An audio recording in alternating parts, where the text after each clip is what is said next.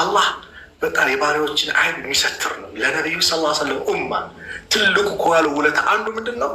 የባሪያዎችን አይብ መሰተሩ ነው። የባሪያዎችን አይብ መደበቁ ነው። አላህ ደብቆልናል፣ ሸሽጎልናል። ስለዚህ ስጠቀምባቸው የነበሩት ሚዲያ እስቲ ዲሌት ላድርጋቸው፣ ላጥፋቸው፣ ከሞባይሌ ከአእምሮዬ ላጥፋው። አላህን ላስደስተው፣ ሸይጣንን አላስደስተው። ሸይጣን ይደሰትብሃል። ለምን? ፈሳድ ላይ ስለሆንክ። ሸይጣን ይደሰትብሻል። ለምን? ፈሳድ ላይ ስለሆንሽ። አላህስ ይቆጣብናል። አላህ እንዲደሰትብን ማድረግ፣ የምሰራውን የምጠቀመው ነገር ሙሉ አላህ እንዲደሰትብን ማድረግ። ስለዚህ ይህ ወጣትነት እድሜ አበባ ነው፣ ትልቅ ደረጃ አለው። ለዚህ ነው ነቢ ስ ሰለም አንዱን ወጣት ሲመክሩት እክተኒም ኸምሰን ቀብለ ኸምስ፣ 5 ነገር ከመምጣታቸው በፊት 5 ነገርን ተጠቀምባቸው። የመጀመሪያው ሸባበከ ቀብለ ሐረሚክ፣ ወጣትነትን ተጠቀምበት እርጅና ከመምጣት በፊት። ወንድሜ ወጣትነት ላይ ቁርአንን በትኩረት ስትቀረው፣ በሞባይል ሊሆን ይችላል፣ ራሱ ሙስሐፉን ከፍቶ ሊሆን ይችላል። ከአላህ ጋር ያለን ግንኙነት አሳምረው። ተዓረፍ ኢለላህ ፊረኻ ሚል ሐዲስ አላ።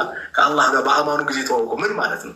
በአማኑ ጊዜ ተዋውቁ ማለት ጤነኛ ሆነ ከአላህ ጋር ተዋውቅ፣ ሀብታም ሆነ ከአላህ ጋር ተዋውቅ፣ ወጣት ሆነ ከአላህ ጋር ተዋውቅ። ጭንቅ ሲመጣ፣ ሽምግልና ሲመጣ፣ ድህነት ሲመጣ፣ በሽታ ሲመጣ አላህ ይደርስልሃል። አላህ ያውቀሃል። የዛን ጊዜ አላህም በዚህ ጊዜ ካላወቅ ነው ያ ጊዜ እንረሳለን። ስለዚህ እስቲ በወጣትነት እድሜ ቁርአኑ የሚያነበንብ ሰው በወጣትነት እድሜ ሰላቱ ላይ በወጣትነት እድሜ የሚያጠቃቀሙ ኢስላም የሚደግፈው የሆነ ነገርን የሚጠቀም ከሆነ ወላሂ ነገ እርጅና መጥቶ ሸባበከ ቀብለ ሐረሚክ አይደል? ወጣትነትን እርጅና ከመምጣት በፊት ነገ እርጅና መጥቶ አልጋ ላይ ሲተኛ የአልጋ ቁራኛ ሲሆን አላህ ይጠብቃችሁ ከዚህ አይነት ነገር። ግን ምናልባት ቢሆን እንኳን መስጊድ መምጣት አልቻለም፣ መስገድ አልቻለም። ግን ወጣትነት እድሜ የአላህ ታማኝ ባሪያ ሆኖ አልፏል። የወጣትነት እድሜ በመልካም ነገር አሳልፎታል። ስለዚህ አላህ ምን ያደርግለታል? በዛ እርጅናው ነው ቤቱ ሲሰግድ መስጊድ መጥቶ እንደሰገደ አላህ ይጽፍለታል። በወጣትነት እድሜ ሲሰራ የነበረው መልካም ነገር ባጠገር አላህ ያሳካለታል። ሱብሃነላህ፣ ከዚህ በላይ ምን ያማል? ስለዚህ ወጣትነታችንን በአግባቡ እንጠቀምበት። ኢቅታኒም ኸምሰን ቀብለ ኸምስ፣ 5 ነገር ከመምጣታቸው በፊት 5 ነገር መምጣታቸው ማይቀር ነው፣ መሄዳቸው ማይቀር ነው። ወጣትነት ይመጣል፣ ይሄዳል፣ ወላሂ ይሄዳል። በቃ ልክ ካሴት ከፍታችኋል። በፊት ላይ ታውቃላችሁ፣ ቴፕ ካሴት ስከፍቱ አንደኛው እንትን ይላል፣ ሌላኛው ይሞላል። ሌላ እድሜያችን እንደዛ ነው፣ ይጥልጥል ይሄዳል። እዛች ጋር ወደ እርጅና ወደ ቀብር ነው፣ ወደዛ እዚች ጋር በቃ እያለቀ ነው። ከቤት የምትወጣበት ነው። ከዛ የሚያምሩ ፍላሽ ላይ የምተኛበት እያለቀ ነው። ጊዜ ወደ ቀብር የምትገባበት ነው። እንደዛ ነው በቃ ሀያታችን። ስለዚህ ወጣትነታችሁ ተጠቀሙ እርጅና ከመምጣት በፊት አሉ ነቢ ስ ሰለም። እንደዚሁም ወሲሐተከ ቀብለ ሰቀሚክ፣ ጤንነትን ተጠቀምበት በሽታ ከመምጣት በፊት። አሁን ጤነኛ ሆነህ የአላህን ዲን እርዳ። ጤነኛ ሆነህ የመስጊድ ሰው፣ ጤነኛ ሆነህ መልካም ነገር ላይ ነው፣ ጤነኛ ሆነህ ኸይር ነገር ስራ። ጤነኛ ሆነህ በሽታ ሲመጣ አሁንም ያ መልካም ነገር ቢያቅትህ ቤት ብትሰግደው፣ ሆስፒታል ተኝተህ ስትሰግደው አላህ ጀማ መተህ እንደሰገድክ ይጽፍልሃል። ለምን? ኡዙር ይዘው ነው እዛ የቀረኸው። ጤነኛ መሆንማ የአላህ ታማኝ ባሪያ መሆንን አስመስክርሃል። አላህ አይተውልህም፣ ይጽፍልሃል። ሱብሓነላህ። 3ኛው ወፈራገከ ቀብለ ሹግሊ፣ ፈራግ ይሄ ነው ዛሬው። ትርፍ ጊዜን ተጠቀምበት። እርጅና ማን ነው ቢዚ ከመሆን በፊት ቢዚ እንሆናለን። ልጆች ይመጣሉ፣ ትዳር ይመጣል፣ ምን ይመጣል። በጣም መሽጉል የምትሆንበት ጊዜ አለ። ስለዚህ ተጠቀምበት በኸይር ነገር። ዛሬ ከመግሪብ እስከ ኢሻ ከሱቢ በኋላ ይመስላል። ምናልባት የተለያዩ ዓለም ላይ እናንተ ሰዓታቸው የራሳችሁ የምትማሩበት ነፃ የምትሆኑበት ሰዓት እናንተ ወቅታላችሁ። እኔ እያወራ ያለሁት በሀገራችን ያለው አጠቃቀም ነው። ከመግሪብ በኋላ ከሱቢ በኋላ ትርፍ ጊዜ የሚባሉት እነሱ ናቸው። በተለይ ለነጋዴው ቢዚ ሊሆነው ለተማሩ ለምኑ ያን ዛሬ በአግባቡ ካልተጠቀምኩበት ከባድ ነው። ለሰውነቴ እኮ ምግብ እንደሚያስፈልገው ለሩሄ ምግብ ያስፈልጋል። የሩህ ቀለም ምንድን ነው? ዒልም ነው፣ ዚክር ነው፣ ቁርአን ነው። ስለዚህ እሺ መስጊድ መብጠን አልተጠቀምንም። በያዝነው ሞባይል በሚዲያ ውስጥ አጠቃቀማችን እናሳምረው። ዛሬ ምን ውዝር አለን? በአላህ ተፍሲሩ ወርደዋል፣ ሙሉ አለ። የሰላት አሰጋገዱ፣ የዓቂዳው ትምህርት በሉ ምን የቀረ ነገር አለ? ዑለማዎች አስተላልፈውታል። በአፕሊኬሽን በምን ተቀምጠዋል። ምን እንትናለን? ባለንበት ቦታ እንጠቀም። ውስጥ 40 ሐዲስ ተብሎ ዑለማዎች ፈስረውታል፣ ኡስታዞቹ ፈስረውታል። እስቲ መጽሐፉንም በኦዲዮ የተላለፈውንም እስቲ ላዳምጠው። 20 ደቂቃ ሰጥቼ 30 ደቂቃ ሰጥቼ እስቲ 1 ሐዲስ ልቅራ። የት ባለህበት ቦታ ወርዷል። አፕሊኬሽን የሚዲያ ሆኖ አጠቃቀም ባለንበት ቦታ እንጠቀምበት። ባለንበት ቦታ አንድ ሐዲስ እንማር። አንድ ሐዲስ ጃቢር ብን አብደላህ ቡኻሪ ሲናገሩ ወደ አብደላህ ብን ቀይስ የሚባል ሰሓ አንድ ሰው ጋር የነቢ ስ ሰለም ሐዲስ የሰማ አለ ሲባል 1 ወር መንገድ አንድ ሐዲስ ለመማር ሄደዋል። ጃቢር ብን አብደላህ ማለት ትልቅ ሰሓብይ ነው። አባቱ የኡሁድ ጦርነት ላይ የሞተ ሰው ነው። በጣም የአንሳር ሰው፣ ጀግና ሰው። ግን የ1 ወር መንገድ የነቢዩ ሐዲስ አለ ሲባል ሄደዋል። እኛ ሱብሓነላህ የ30 ደቂቃ መንገድ ይደናል። ባለንበት ቁጭ ብለን እኮ ዒልም መማር እንችላለን። ባለንበት ቁጭ ብለን ስለ እስልምና መረዳት እንችላለን። ሚዲያችን አጠቃቀማችን ነው የሚወስነው። ስለዚህ ከመግሪብ እስከ ሻማ ይመቻችሁ። በተለይ ደግሞ አረብ ሀገራት ያላችሁ ወንድሞች፣ አውሮፓ ላይ ያላችሁ ልትሆኑ እንችላላችሁ። ምናልባት ስራ ቢዚ ይሆናል። ምን ይላል ከሰዓታችሁ ነገር ሲወስዳችሁ በየው ማሻአላህ ዳዋዎች ይለቀቃሉ በተለያዩ እንትኖች። የሰሞኑ ሙቪዬ እንዲሁ ስጎረጎር እንትን ላይ ይሄ ዋስ ምንድን ነው ፕሌይ ስቶር ነው ምናምን ትሉት የሆነ ኪታብ ፈልጌ ስል ስሜን አየሁት። እንዲሁ ኡስታዝ ካሚል ጣሃ ዳዋዎች ይላል። ማን እንደሰራው ማን እንዳስተላለፈው አላውቅም። ብቻ ሳስተላለፋቸው የነበረውን ዳዋዎችን ሰብሰብ አድርገው ለቀሸ እዛ ላይ። ያው እኔ ተደሰትኩኝ። ለምን ዳዋይ ነው። አንድ ሰው ሂዳያ ካገኘ የምጠቀመው እኔ ነኝ። እነዛ ሰዎችም አጅር አላቸው። አያቸው እንደዚህ አይነት ጀግኖች የኡስታዞችን ዳዋ ሰብሰብ ያደርጉታል። እስከዛሬ ይደረጉትን ሰብሰብ አድርገው ይለቁታል። ከዛ አንድ ያወርደው ብቻ የሚፈልገውን ነገር መኪና እየነዳ ኦዲዮን እንትን ማለት ማገናኘት ነው ከስፒከሩ ጋር ዳዋ እያዳመጠ ይሄዳል። ኸይር ነገር እየሰማ ይሄዳል። መንፈሱ እየታደሰ እውቀቱ እያደገ ይሄዳል ማለት ነው። ስለዚህ ይህን አጠቃቀማችንን ልናውቅበት ይገባል። ጊዜዎች እየሄዱብን ነው። 4ተኛ ላይ ያሉ ነቢ ስ ሰለም ወጊና ከቀብለ ፈቅሪክ፣ ሀብትን ተጠቀምበት ድህነት ከመምጣት በፊት። ዛሬ ወጣቶች ብዙ ሚዲያ ላይ የሚለቀቁ ነገሮችን በገንዘባችን ስናግዝ ስንረዳ ይታያል። ግን የምደግፈው ምን አይነት ነገር ነው? እንደው ለኢስላም የሚጨነቁ ሚዲያዎች አሉ፣ የሚለፉ የሚደግሙ እንደ ለምሳሌ እንደ ሀሩን በጣም አሉ የሚደግሙ ሐቂቃ በጣም እየደከሙ ያሉ አሉ። በጣም በቃ እኔ በቅርበትም አያቸዋለሁ። ገጠር ሲባል ሲሄዱ ያለው በአንድ ወቅት ሆነ ደቡብ ክልል አካባቢ ላይ ሄድን።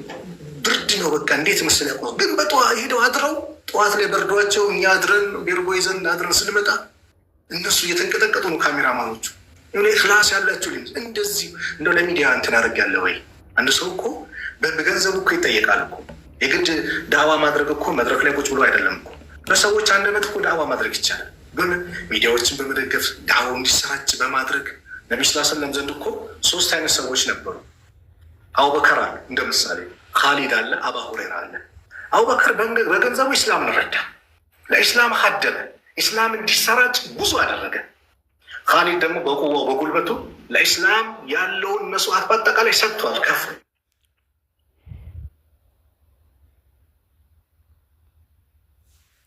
ሐዲሶች ናቸው ለዚሁ የማያስተላለፉት ማለት ነው። ኪታብ ስከፍት አና አቢ ሁሬራ ነው። በቃ ለኢስላሚውን አብርክተዋል። ኢስላም 3ም ያስፈልጉታል። ገንዘብ ያስፈልገዋል፣ ቁዋም ያስፈልገዋል፣ እውቀትም ያስፈልገዋል። እስቲ በሚዲያ ላይ ስለ ኢስላም የሚነገሩ የሚጠቀሙ ነገሮች፣ ስለ ኢስላም የሚዘረዘሩ ነገሮች ላይ ሚዲያውን እንኳን አግዣለሁ ወይ ረድቻለሁ ወይ? ስለ ገንዘብ ስጠይቅ በሌላው ነገር ላይ ስለዚህ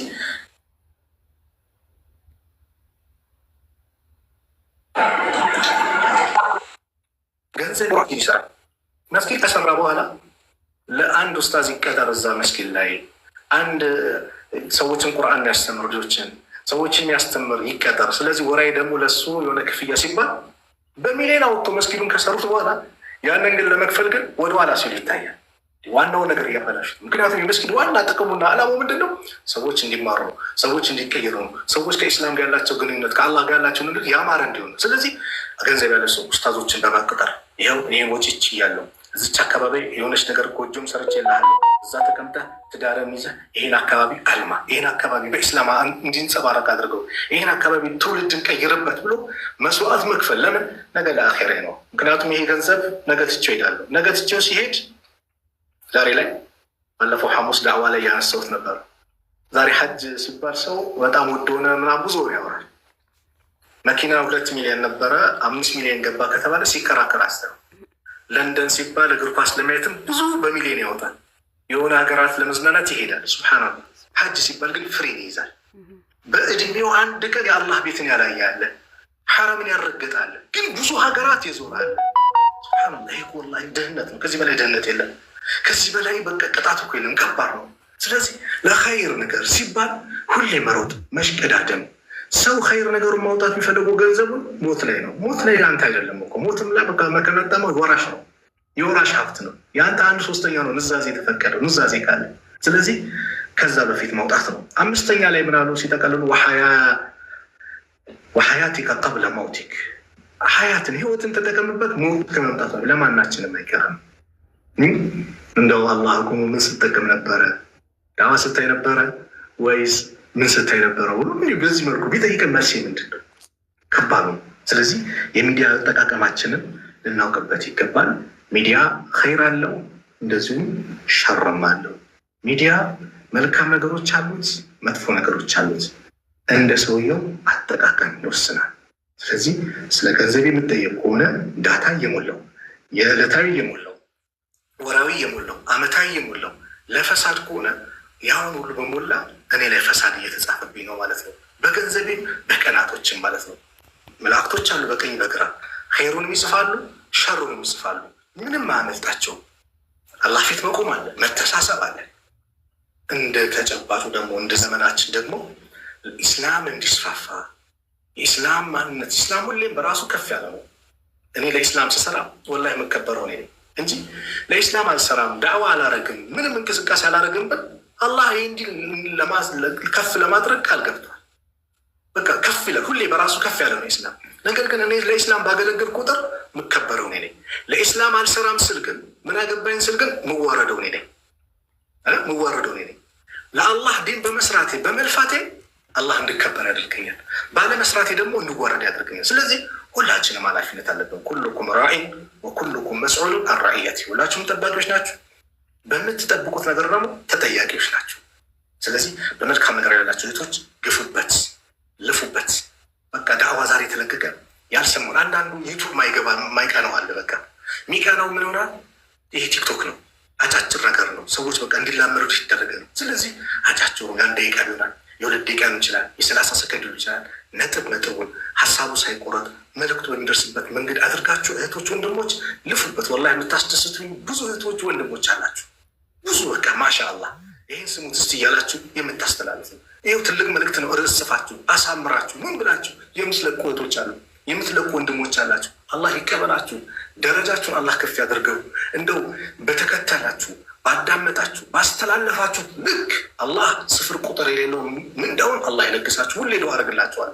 በጣም የሚያስደስታለ። ይሄ ነው መበረታታት ያለበት። ይሄን እጅግ የሚዲያ አጠቃቀማችን ፌስቡክም ያልገራለት፣ ዩቱብ ያልገራለት፣ ቴሌግራም ዋትሳፕ ያልገራለት ይኖራል። በቃ ቲክቶክ ብቻ ያለ። ስለዚህ ለእነሱ አመቻችታችሁ የጀመራችሁት መንገድ ጥሩ ነው፣ ቀጥሉበት። እናንተ በዳዕዋ አጨናንቁት፣ በቁርአን አጨናንቁት፣ በነቢዩ ሐዲስ አጨናንቁት። ምኑ ሚዲያውን ያን ስናደርግ ነው ሁላችንም ተባብረን በዚህ ስንሰራ ፈሳዱን እየገፋ ነው እንሄዳለን።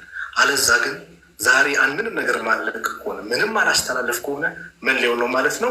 እነዚህ ፈሳዶች ደግሞ ያንን ቦታ ይረከቡታል ማለት ነው።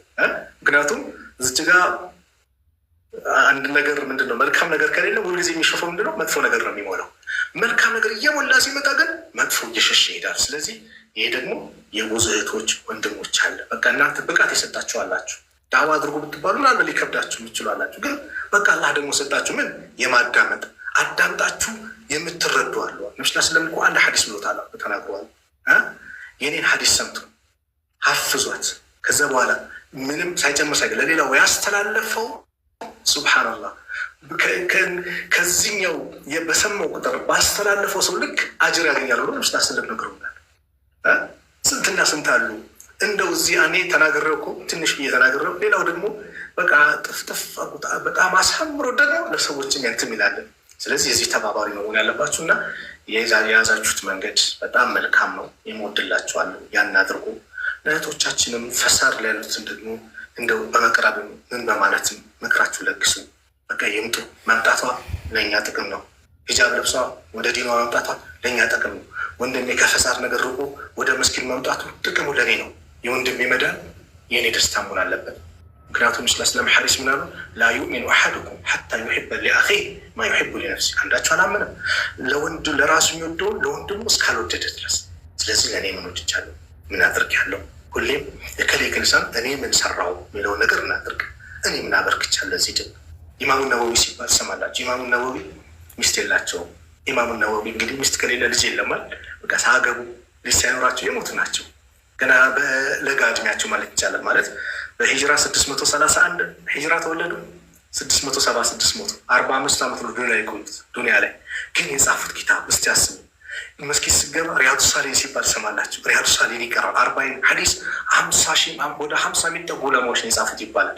መሽሁር የታወቀው ግን ይባላል የኢማሙ ነወዊ ነው። ኡሰይሚን ረሕመቱላሂ ዐለይሂ ምን ይላሉ?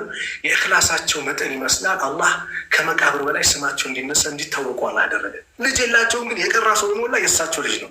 ኢማሙ ነወዊ ረሕመቱላሂ ዐለይሂ ይላል። አያችሁ ኢብኑ ተይሚያ ሲባል ሰማላችሁ። ኢብኑ ተይሚያ አላገቡም፣ ልጅ የላቸውም። አብዛኛው እድሜያቸውን ያሳለፉት እስር ቤት ነው። ግን እስር ቤት ነው ብሎ ተጠቀሙበት፣ ለኢስላም ለፉ። ወላሂ አንዳንዴ የሚጽፉበት ብዕር ሲያጡ በደማቸው ይጻፏል። በደማቸው ጽፏል። ኪታብ ከትበዋል። ብዙ ኪታቦች ጽፈዋል። ግድግዳ ላይ ጽፈዋል። ድንጋይ ላይ ጽፈዋል። በቃ ምንም የሚጽፉበት ሲያጡ ሞላ እየፈለጉ ምን እያሉ ለፍቶ ደግሞ ይተዋል። ያው ዛሬ አላህ እንዲረሱ አላደረገም። ሁሌ እንዲነሱ አላህ አደረገ። ለምን?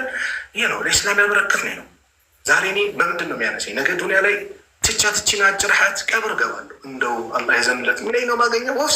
ውፍ አላህ ገላገለኝ። ከየቱኛው ነኝ እኔ? ስለዚህ ላለኝ ላቺ ዱኒያ አጭር ሀያታችን እንደው የማይረሳ ኸይር ነገር ሰርተን መልካም ነገር ሰርተን አላህን የምናስደስትበት፣ ሙስሊም ወንድሞቻችን የምናስደስትበት፣ አንድነታችን የሚጠናከርበት፣ በመልካም ነገር የምንተባበርበት ይሄ ነገር የኛ ኃላፊነት መሆን አለበት። እኔ ሙቤ ካሴ ሲታተም ታስታውሳለህ? ያው በሚዲያ በፊት ላይ በሲዲ ሲታተም ነበርና እና በወቅቱ ትዝ ይለኛል 2000 ላይ 1999 አካባቢ ትንሽ የካሴት ቤት ከፍቼ ማለት ኡስታዞች ካሴት ሲወጣ እየገዛው እሸጥ ነበር እና ሱብሃንአላህ አንዴ ኡስታዝ አቡበከር አህመድ አላህ ይጠብቀው ከመጥፎ እሱ ላይ ከሚያስቡ እንደዚሁም እሱ ላይ መጥፎ ነገር ለመሰንዘር ከሚያስቡ ሰዎች በአጠቃላይ አላህ ይጠብቀው። ሀቂቃ በጣም እንወደው ጀግና ወንድማችን ነው ኡስታዝ አቡበከር። ለሙስሊሞች አንድነት ሚል ሲዲ አወጣ እና በቃ አሳትመው አንተ አለኝ። እሱ እኔን ለማገዝ ነው በወቅቱ እና ላሳትም ስል ኤ እና ቢ ይባላል 5000 ኤ 5000 ቢ ማለት ምንድነው? ሁለቱ አንድ ላይ 5000 ነው። 5000 የሚያትሙት ህንዶች ነበሩ ሀገራችንና እናንተ ቁጥራችሁ ብዙ ነው ግን የምታሳትሙት ግን ትንሽ ነው ማለት ነው። ሌላው እኮ መዝሙር ብሎ ምን አውጥቶ 100,000 200,000 ያሳትማል። ሱብሃንአላህ። አዎ ይሄኛው ሴጣንም እንዳይገዛም ያደርጋል። ዳዋ ነው ይታገላል። ምን ይላል እና ግን በቃ ታዘብኩኝ ራሴ። ተመልከት አሁን እሱ የተረዳው በጣም ብዙ ቁጥር አላችሁ፣ ነገር ግን የሚታተመው ካሴታችሁ ትንሽ ነው። ሱብሃንአላህ። ሌላው ብዙ ነገር ብዙ ያሳትማል። እናንተ በወቅቱ ነው የሚናገረው እና አሁንም ሀቂቃ የት ነው ያለ ነው? እኛ እንደውም የለንም በቃ። ስለዚህ አቅም ያለው ቲክቶክ ላይ መግባት፣ ምናልባት የምታዳምጡ እህቶች ወንድሞች፣ በየመስጊዳችሁ ኡስታዞች አሉ፣ ብዙ ትምህርቶች ያስተላልፋሉ። ኡስታዞች አሉ፣ ብዙ ኪታቦች ደርሶች የሚያስተምሩ።